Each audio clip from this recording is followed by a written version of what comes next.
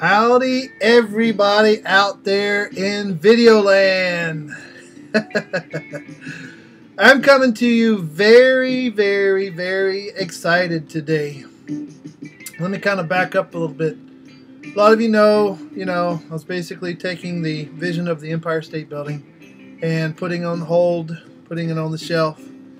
And I also said to my close friends and cohorts and so forth, colleagues, that I didn't know. I didn't know if it's going to take place, the next week or 5 years or 10 years from now or, whatever. But, hey, before we get going, though, I do want to mention something. I'll turn this up a little bit. Slowly but surely, this guy is becoming one of my favorite guys. This is Bob Dylan. And specifically, the song is Slow Train on his album Slow Train Coming. And I'm not sure, but I think that Bob was raised Jewish, if I'm not mistaken. And then he came to know Christ a long time ago. And so how apropos, in regards to what I'm getting ready to share, in regards to the Empire State Building. So, anyway, hoping to meet Bob here in person down the road. Hey, Bob, if you're watching this, God bless you, man. God-D bless you. Really enjoying your album, Slow Train Coming, no doubt. So, at any rate, and I do own this. I own it. I bought it on iTunes. But I just had to play it because of just what I'm getting ready to share here and how apropos his album is. It's just really been ministering to my heart lately. That's for sure. At any rate, I come to you in victory today. Victory with the Lord. And hey, I purposely wore my Magic Kingdom, Walt Disney World sweatshirt, and actually my wife's sweatshirt. And this is my nation's jacket, of course. Just because the two visions are coming together. My heart for the nations and her heart for just blessing in our family and so forth and being blessed, and etc. And we'll go into that some other time. Walt Disney World has a lot to do with us, me and Karen, my wife, and our kids, and so forth, just on the prophetic significance and so forth, but we can go into that later. At any rate, I'm going to turn this down, turn Bob down, so we'll turn you down a little bit, Bob. All right. At any rate, what I had shared with some of my colleagues and cohorts and friends and so forth is that, and I think I even said it on the video, I can't remember, I have to look it up, but I said that, I didn't know. I didn't know when this is going to take place. I didn't know if this is going to take place, today or next week or next year or 5 years from now, 10 years from now, 25 years from now, 50 years from now, and so forth. So, but I tell you what, recently I've been encouraged, and within the past week, I've just been feeling just this gnawing of the Lord. Now, He knows my heart. He knows my heart. He knows how I laid this down. And I just said, okay, Lord, whatever you're going to do, and then maybe I'll make the Empire State Building as a hotel inside of my book, in my movie, which, by the way, I'm still planning on doing. But, guys, I really think there's something here literally taking place. Absolutely. And I'm very encouraged about it. So, let it be known, October 25th at 10 o'clock in the morning, 2010, Johnny is back in the saddle, so to speak, in regards to the Empire State Building becoming a hotel. I'm just waiting on the Lord, guys. Waiting on the Lord and trusting Him. But here's the thing. Here's what I want to say. Guys, I need you out there. I need your prayers. I need your support. I need your, getting a hold of me on Facebook or Twitter or G+, Google+. Thank God for Google+, and so forth. Because I'm going to be starting blasting things out there like crazy. Now, moving forward, I'm going to do 2 types of videos starting today. I'm going to do, and I may make the other one later today, I don't know, maybe tomorrow, something like that. But anyway, moving forward, as of today, I'm going to start producing 2 types of videos. Maybe more as the Spirit of God leads. But this is what I'm doing. I'm going to produce the ones of the Empire State Building and the hotel. And then I'm also going to produce ones having to do with me speaking. And what's on my heart, and so forth in that regard. Maybe even merge those two sometimes, you know, in like one video or whatever. But at any rate, that is my heart. That's my calling. That's my gifting. My anointing is speaking internationally, traveling internationally, meeting people internationally. Absolutely love it. But then also doing business as well. So, as I've said before, don't try to figure me out. I'm fairly eclectic in my demeanor, and my mind, and my heart, and my soul.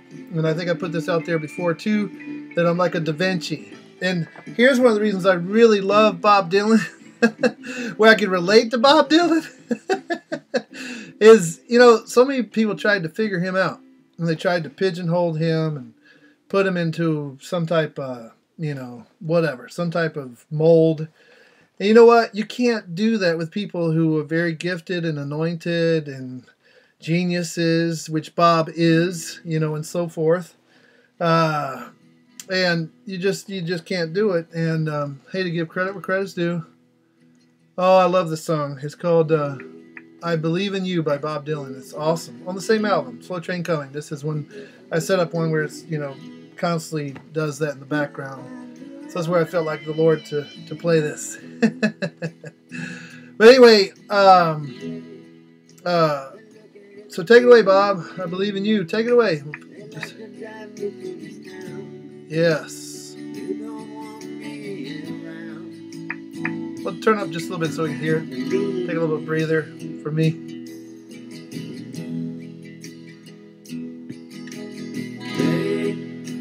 Show me to the door. They said don't come back no more. They said don't come back no more. 'Cause I don't believe like they like me to. And I walk out on my own. 1,000 miles from home. But I don't feel alone. 'Cause I believe in you, Jesus. I believe in you. Even through the tears and the laughter. I believe in you. Even though we be apart. I believe in you. Even to the morning after. Oh! When the dawn is not at all. Oh, when the night is disappearing. The feeling's still in my heart. Oh! Let me drift too far. Yes. Keep you where you are. Ooh. Well, I will always be renewed. Yeah, always be renewed with you, Jesus, right here. What you've given me today. Yes. Is worth more than I can pay. Woo. And no matter what they say. I love it. I believe in you. All right, guys. So you got that. So you might be wondering, well, what encouraged you to think about, you know, moving forward? Well, here's the deal. Within the past week, I've been thinking. It's just like it's just been coming to me. It's just like, you know, this is still there. It's still there. I'm like, okay, Lord. I mean, my goodness, you know. I've laid it down a number of times, even before all people, you know, out there and so forth. You still want me to go forward? He's like, yep. Okay. So this is where I need you guys. I need your help. I need your intercession. I need your prayers. I need your support. You know, and I'm not talking about financial support. I mean, you want to do that? That's fine. Give it to the thing so we can get the Empire State Building going as a hotel. But, you know, just, you know, I need your help, no doubt, absolutely. Anyway, from a business standpoint, let me start here. Just bear with me, guys. I subscribe to Forbes email, you know, that comes out. I think it's like on a daily basis. You know, turn Bob down a little bit. There we go. So bear with me while I look up Forbes here. All right. I'm going to post this on my Facebook as well as my G+, Google+. And I'm going to post the article, but also, the video too.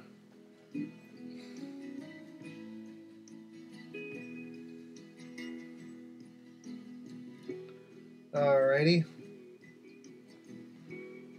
And also, I've changed the name of the border, or however you want to say it, the title of the video, and you'll see that out there as well. So, at any rate, okay. Very interesting here, people, what I'm getting ready to read to you. And I have decided to read this in its entirety so you get the message, because I think it's worth it. Okay, this is from Forbes. It's an article by Gene Marks. There's a note here. You can follow him. I think I will follow him. This is dated yesterday on the 24th. And here's the article. This will just go to show you how good God is and how He allows us to see things ahead of time which they don't make sense at the beginning, but then later on they do. All we got to do is just trust Him. So it makes a lot of sense to me from a business perspective.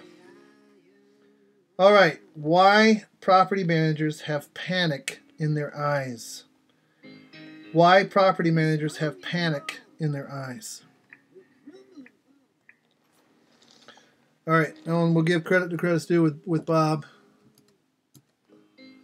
This is When He Returns, on the same album, When He Returns. Bear with me, guys. Okay. A few months ago, I spoke to a group of commercial building owners and property managers, and there was panic in their eyes. Remember, keep in mind, this relates to the Empire State Building as far as the property managers, the property owners of the Empire State Building, which in this case is Malkin Securities. So, it had nothing to do with the rainy weather that was forecast for the afternoon golf tournament, or that the evening's open bar would only be beer and wine. It was something else. We spoke about the economy.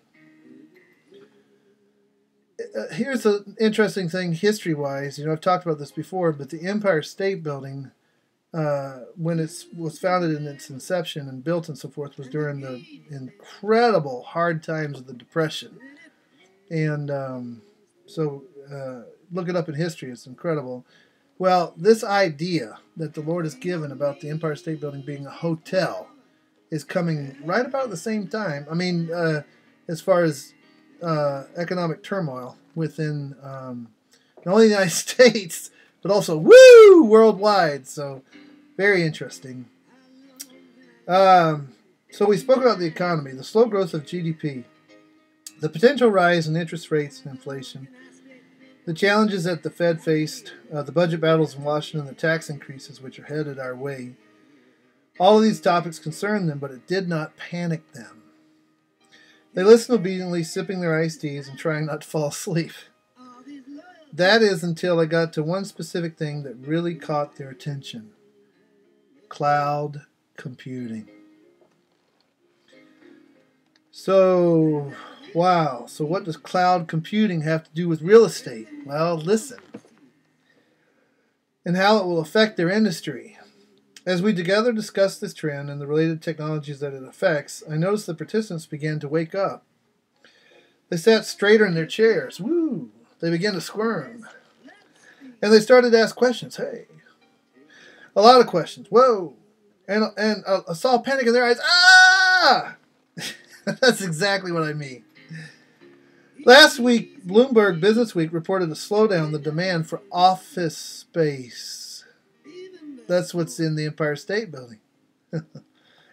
What we're seeing is apprehension in terms of taking action, and I think that that's a reflection of volatility in the global economy. Maria Cicola, Executive Managing Director of Research for the Americas at Cushman, said in a telephone interview from Portland, Oregon. Just a fancy way of saying, I don't know if that's it or not. That's really translating itself into the halting of decision-making. I think it's a lot more than that. So do I. The good news is that office vacancies are declining from their peak of 16.8% during the recession. The bad news is that it'll be a long, long time before this rate ever reaches what it was back in the early 2000s.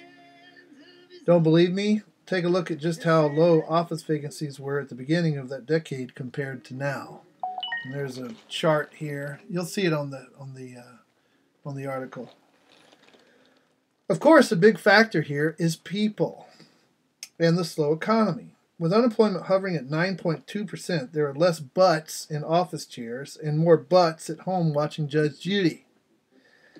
But there's something else going on. I keep visiting clients who have cut back staff.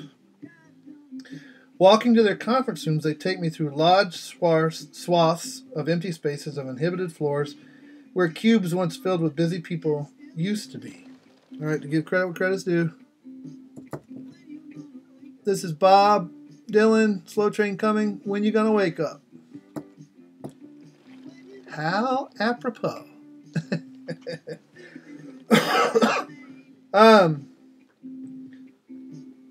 And then we sit down to discuss their business, and I find out that business is up, profits are steady, cash has increased, even though that they've downsized.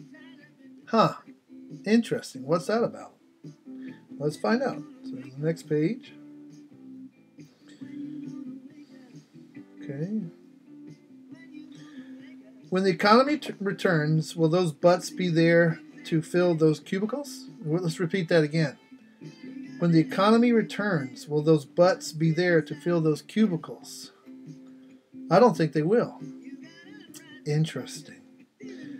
Business people aren't so anxious to hire people, particularly when they're getting the same, if not more, stuff done with less people. See why the property managers are shaking in their boots? And as this trend continues, what will happen when it's time for these companies to renew their leases? You guessed it. And that's what's panicking the property managers. You can see it in their eyes.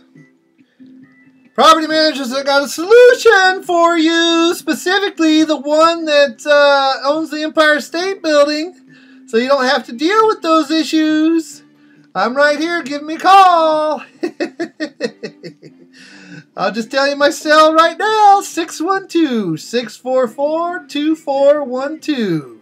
Again, 612-644-2412.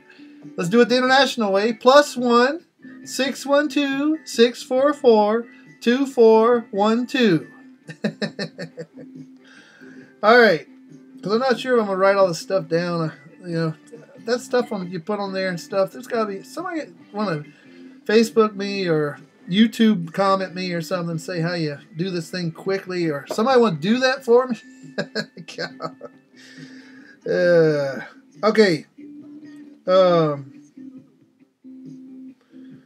Okay, and you can see it in their eyes, because it's not just the slow economy and high unemployment that will affect office vacancies going forward. Technology has impacted real estate permanently. That's what he says, permanently. Technology has impacted real estate permanently. For example, there's the technology of outsourcing. Need someone to do marketing? Or a bookkeeper? How about a customer service rep? Or an inside salesperson? Yep, been all of them, pretty much. Back in the early 2000s, you were taking an ad out in the paper or online at monster.com. You needed to justify the expense of hiring that person full-time. What other choice did you have? But not today. Today, you can go to Elance, Guru, Odesk, Freelancer, or any other the dozen sites that do nothing more than provide communities of experts that do outsourced technical work from all parts of the world. You can post your jobs and ask people to bid on them. You can look up a potential person's background, check on the other jobs they've done, see what comments were written about them, and you don't even have to pay them until the work is done. Just put the money up in escrow and release it when you're satisfied. I'd always wondered how that worked. That makes a lot of sense. I added that part, not to the article. Why hire full-time people when tools like these exist to find the exact people to do the exact tasks you need them to do? Interesting. Read it again. Why hire full-time people when tools like these exist to find the exact people to do the exact task you need them to do? What really made the property and building managers squirm were the cloud-based tools that enable us to do this. There you go. I'm getting my iPhone here in the next few days, my iPhone 4S. Woohoo! It's all cloud-based, people. Everything is going to the cloud. So let's read that again. What really made the property and building manager squirm were the cloud-based tools that enable us to do this. Because once we find that person, we really don't care where they're located. Interesting. If they need access to our systems or networks, we just provide them with a remote desktop connection to our server. Because today, just about everyone has a way to access their internal systems through the cloud. Or, as a growing number of my clients are doing, we let our outsourced cloud infrastructure providers, who are hosting all of our applications and databases, worry about connecting these remote people. Yep, absolutely. If we need to discuss projects with them face-to-face, we connect using video tools like Skype and Uvo. If we need to host meetings with groups of people, we use tools like GoToMeeting. We share our documents, spreadsheets, and data with them using hosting services like Google Docs, Office 365, and Dropbox. Or we manage our products with applications like Basecamp and Soho. Yep, everything's out there on the cloud, on the internet, people. Back in the day, I would walk into a client's office and be shown large, refrigerated computer rooms where servers and phone systems were housed and watched over by teams of IT guys in blue jeans and Black Sabbath concert t-shirts. Today, those rooms and the space needed for those rooms are gone. For those companies with servers in-house, they've virtualized them down to 1 or 2 machines tucked away under an administrator's desk. Very interesting. And for the growing number of companies who have outsourced it all to their provider in the cloud, they're using this excess space for indoor street hockey until their lease runs out, with no intention of renewing. And those IT guys, they never seem to go away, just like Ozzy. I think that's great. Reception areas have become virtualized too. Very interesting, particularly because of the popularity of hosted phone systems. Most communication providers offer voice over IP phone system nowadays, where employees and non-employees can be connected into a company's phone system no matter where they are.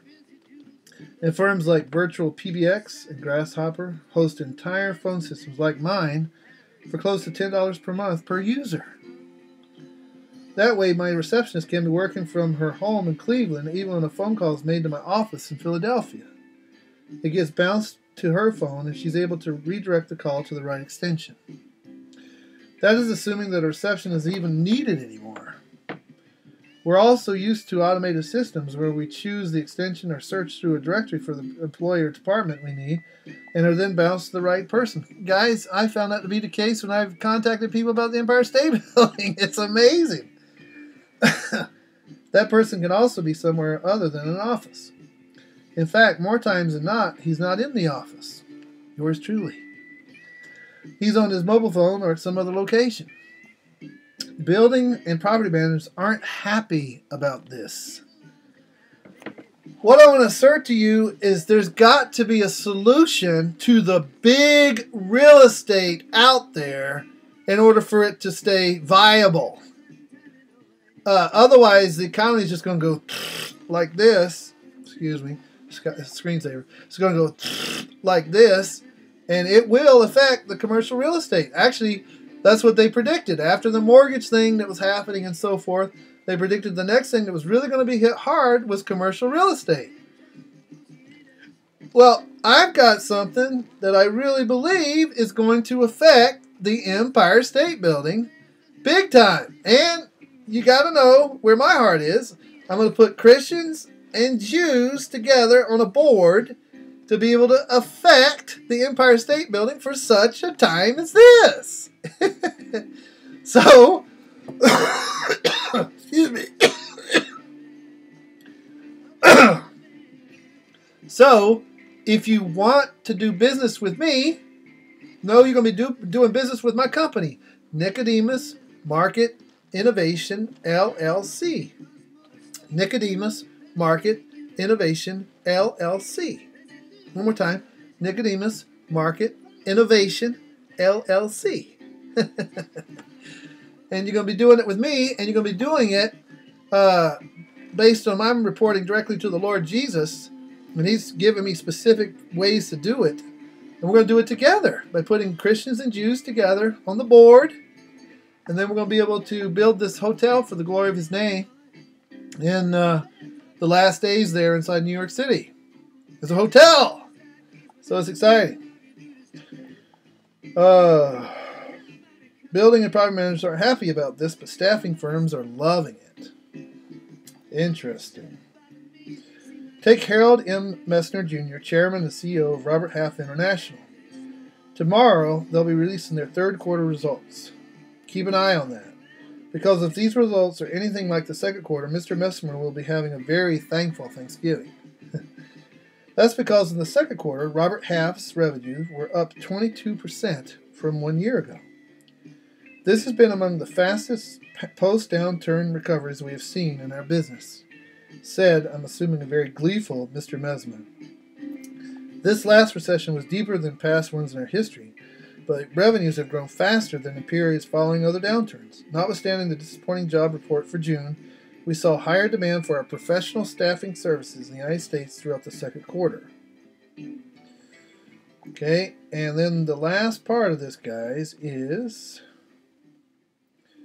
and we're wrapping it up, unemployment's high, and we're in a slow economy. It hasn't been a great time to be in the property management business. Unfortunately for those guys, technology isn't going to make it any easier for them to fill that glut in the future. Do you see the panic in their eyes? I do. Well, I not only see, and there you go right there. It's kind of hard to see it, but why property managers have panic in their eyes in the Forbes.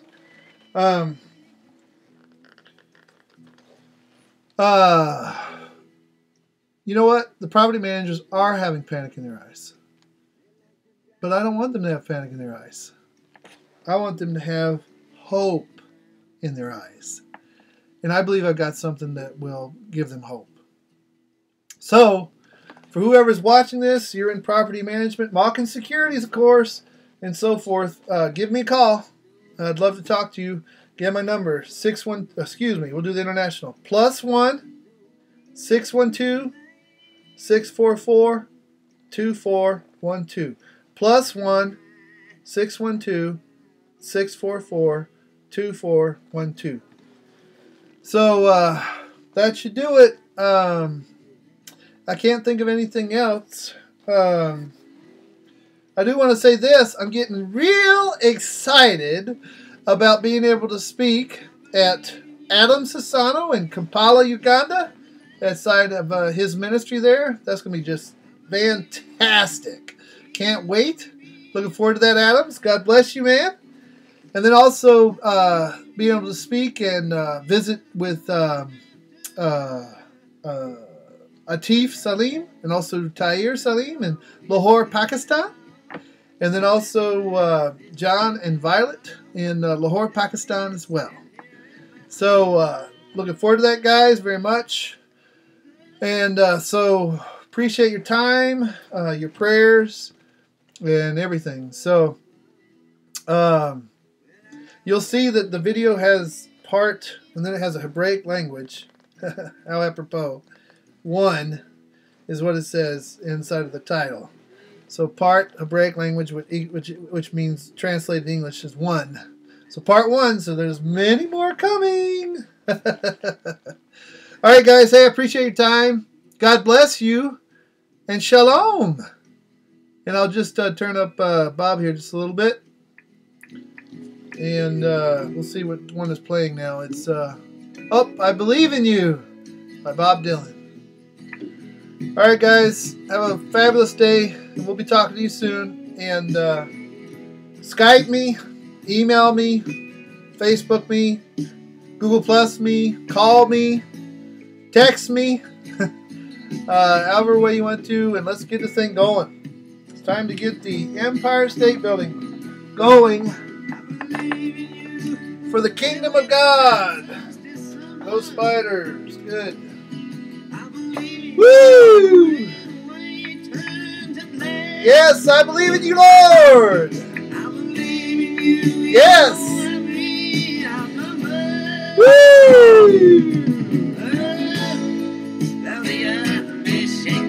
How? Take me how?